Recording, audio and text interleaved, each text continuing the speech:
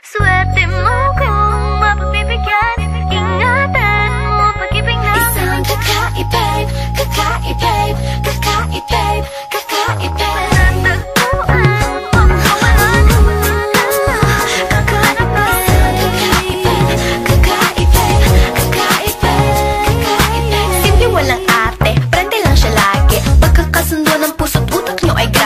Kayang sumabay sa trip ng inyong tropa. Siya payat ang makatatalo sa'yo sa Dota. Di ka pahihirapan pa akyatin ng ligaw. Kahit ang kaya mong ipakain na nga isa. Huwag kang magkakamali na pag-isipan siya ng chick. Wala lang talagang kaso sa kanya kung mag-G. Marunong maglaba kahit wala sa itsura.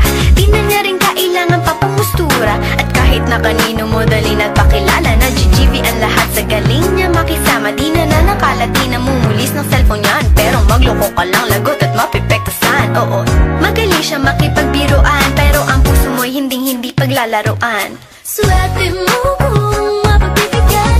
Ingatan mo ang pag-ibig na isang kakaibig, kakaibig, kakaibig, kakaibig. Panatagpuan mo pagkawalan.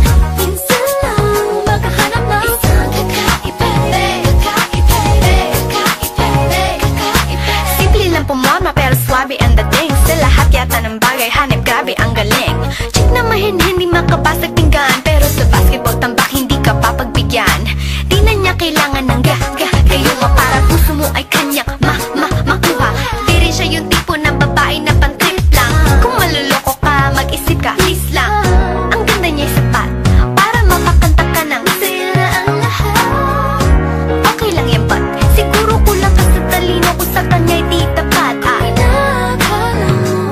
Na madali siyang palitan na papatunay ito na kailangan ng tabasan mga sungay mo. Kundi hindi siya nararapat sa buhay mo. Swerte mo kung mapagbibigyan. Ingatan mo ang pag-ibig na isang kakaibig, kakaibig, kakaibig.